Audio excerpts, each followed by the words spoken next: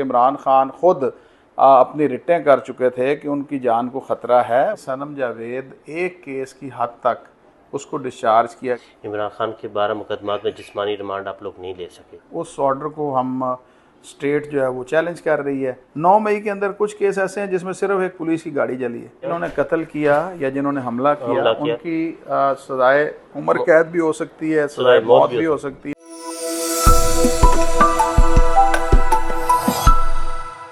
बिस्मिल्लाहिर्रहमानिर्रहीम। हमारे साथ इस वक्त प्रोसिक्यूटर जनरल पंजाब फराज शाह साहब हमारे साथ मौजूद हैं।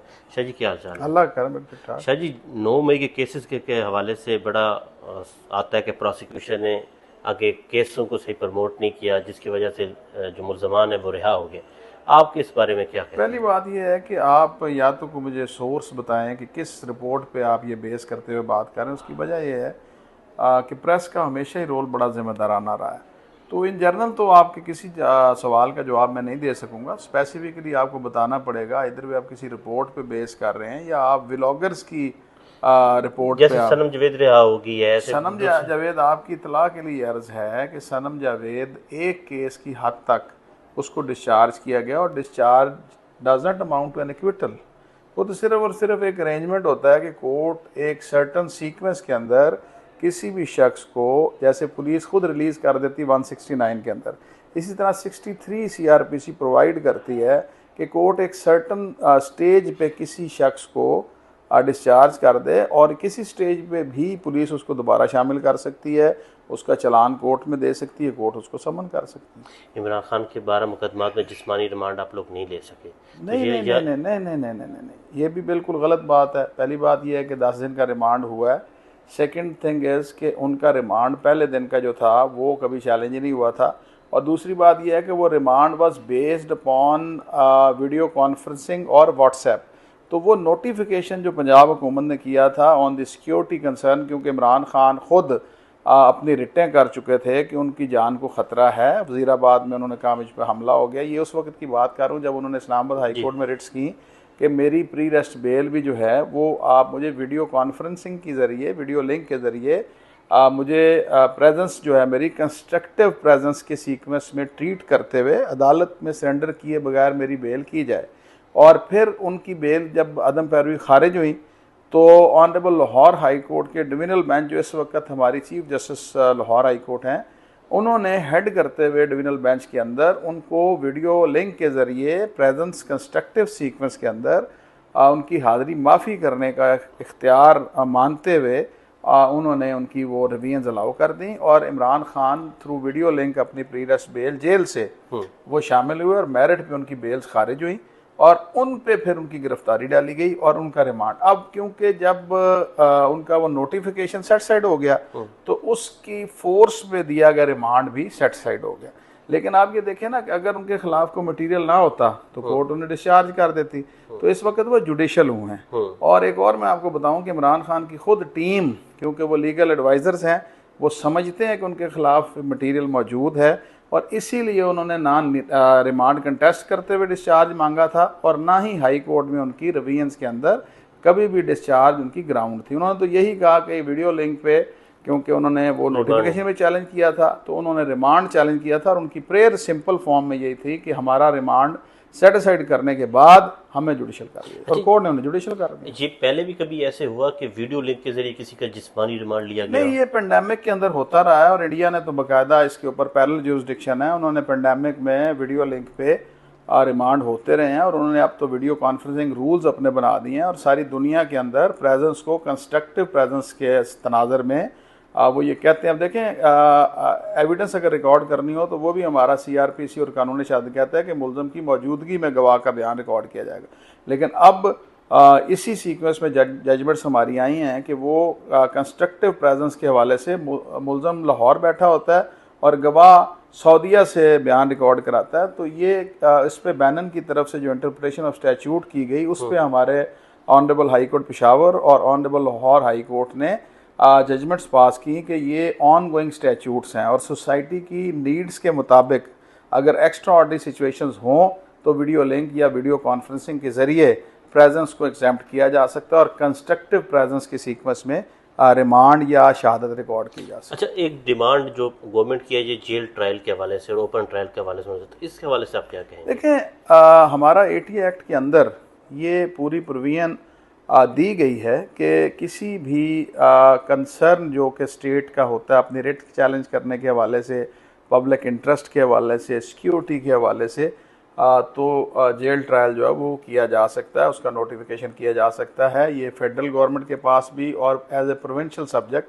प्रोविंशियल गवर्नमेंट के पास जैसे JIT बनाने का इख्तियार है, इसी तरह जेल ट्रायल करने का नोटिफिकेशन हुकूमत कर सकती है, हुकूमत बाख्तियार है। अब ये अलहदा सब्जेक्ट है कि हुकूमत means cabinet Mustafa impacts case के हवाले से कि कैबिनेट को एज एजेंडा इसको पुट करना पड़ेगा और कैबिनेट अपने पूरी डिस्कशन के बाद अप्रूवल दे और अप्रूवल पे फिर सेक्रेटरी होम जो है वो नोटिफिकेशन जारी करे। अच्छा, वैसे जेल ट्रायल में जो मुल्ज़मान को कहा जाता है कि उन्हें अपना केस पुट सही तरह नहीं कर पाते, उनका ट्रायल ठीक तरह से नहीं होता, इस हवाले से आप कहेंगे? जैसे कि इमरान खान बार बार कह चुके हैं जेल ट्रायल जो है उसकी बिल्कुल आर्टिकल 10A के तहत एक फेयर ट्रायल अपॉर्चुनिटी स्टेट देती है और बिल्कुल जेल के अंदर पूरी एक ट्रायल कोर्ट बनी होती है जी, फेयर ट्रायल होता है, इसमें कोई ऐसा है नहीं और वकला को एक्सेस दी जाती है।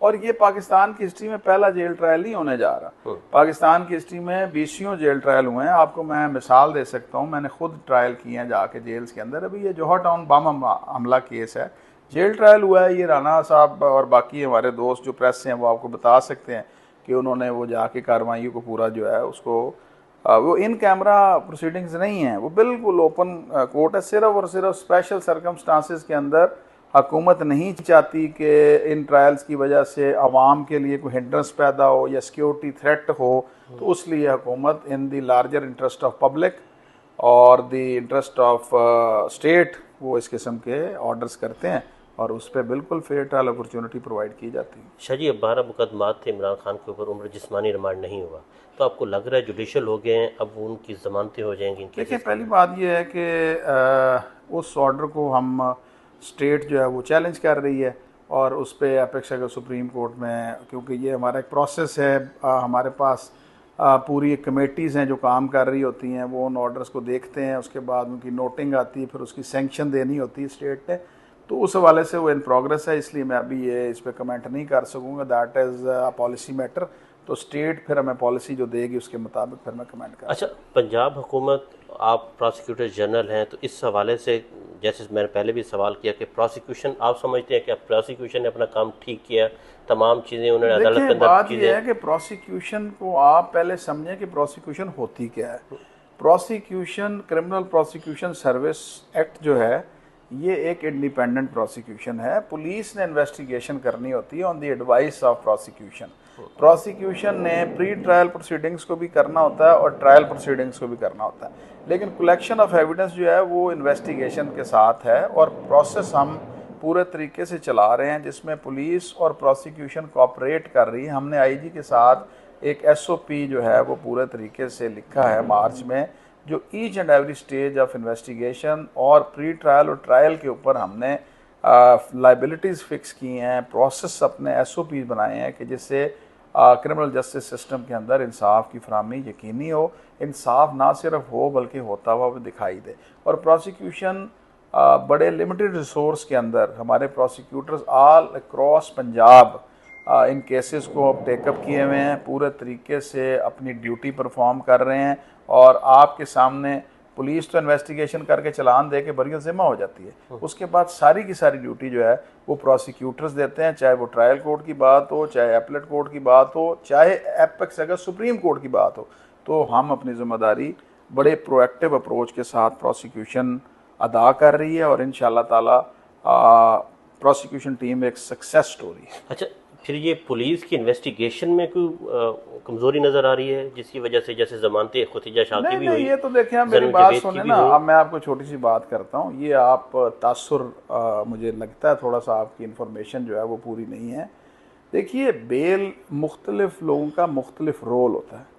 ख़वातीन के हवाले से कुछ ऑफेंसेस बेलेबल हो जाते हैं, कुछ ऑफेंसेस जो हैं उसके अंदर अगर वो एविडेंस ना होता भी, लेकिन बेल का मतलब ये नहीं है कि किसी शख्स को आप बरी कर दें। और second thing is rule of consistency एक रूल है, उसके तहत भी देखा जाता है। उसके बाद ख़वातीन की हद तक थोड़ा सा वो वल्नरेबल कम्युनिटी हैं, जैसे आप जुवेनाइल देखते हैं, बच्चे देखते हैं, इसी तरह ख़वातीन देखते हैं, तो उनकी हद तक कोर्ट्स की थोड़ा सा टेंडेंसी है कोर्ट्स का कि वो लीनियंसी व्यू लेते हैं कि उनको बेल आउट कर दें। तो बेल आउट का मतलब ये नहीं है कि उनको किसी किस्म की इन्वेस्टिगेशन के प्रोसेस में कमी है या किसी तरह से, अगर देखें ना प्रोसिक्यूशन की वजह से अगर कमी होती तो फिर डॉक्टर साहबा भी बाहर होती, यास्मीन राशिद भी बाहर होती। तो डिपेंड्स अपॉन रोल कि किसका क्या रोल है। अब मैं आपके सामने एक बात करता हूँ कि आप एक चैनल के कॉरेस्पॉन्डेंट के तौर पे काम कर रहे हैं, जो एमडी हैं आपकी, उनकी अपनी ड्यूटीज़ हैं, उनका अपना रोल, इसी तरह आपकी ड्यूटी अपनी है, आपका रोल अपना है। तो इसी तरह क्रिमिनल जस्टिस सिस्टम के अंदर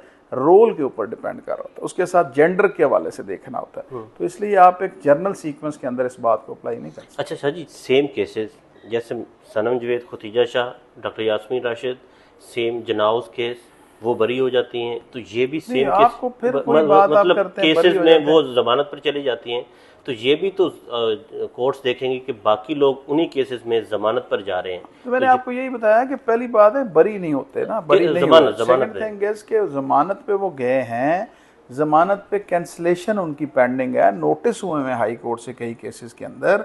और सेकंड थिंग इज कि आप देखें जर्नल प्रिंसिपल फिर अप्लाई कर रहे हैं, जो मैं आपको थोड़ा सा असिस्ट करने की कोशिश कर रहा हूँ कि मुख्तलिफ केसेस के अंदर देखें 9 मई के अंदर कुछ केस ऐसे हैं जिसमें सिर्फ एक पुलिस की गाड़ी जली है, दूसरा केस ऐसा है जिसमें कोर कमांडर हाउस के अंदर घुस के आग लगा दी, इंस्टॉलेशन तबाह कर दी।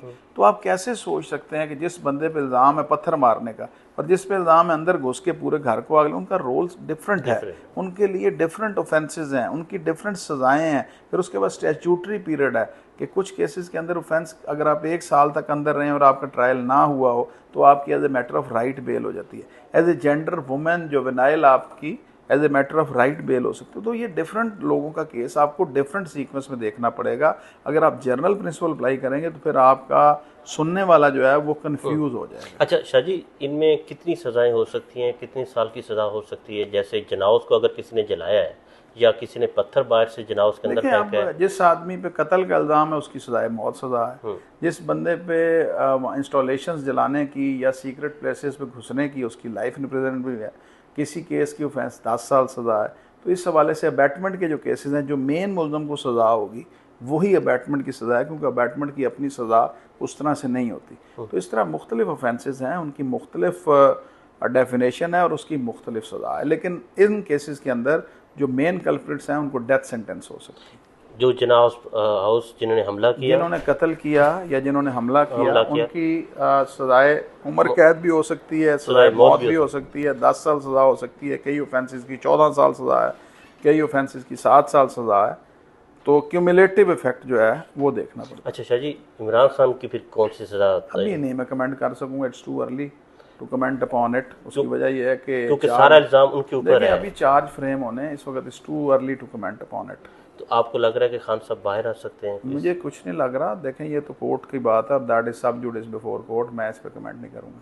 तो जो अगर केसेस में जमानतें हो जाएंगी तो फिर तो खान साहब बाहर आ सकते हैं? देखिए जमानत होगी तो बिल्कुल, जब जमानत होती है श्योरिटी का मतलब ही है, तो खान साहब छोड़ के कोई भी होगा, अगर जमानत होती है तो वो बाहर आ सकता है। लेकिन उनकी इशू ये है कि ये तो अभी ऐसी बात ये है कि आप ये कहें कि दरख्त पे अभी फल लगा नहीं और आप कहने लग जाए कि इस पर चौंसा लगेगा और वो मीठा होगा। तो ये थोड़ा सा आप प्रायर टाइम आपका सवाल है, अभी इस स्टेज पे ये सवाल ना बनता है ना इसका जवाब देना बनता है। बहुत शुक्रिया शाह जी, थैंक यू।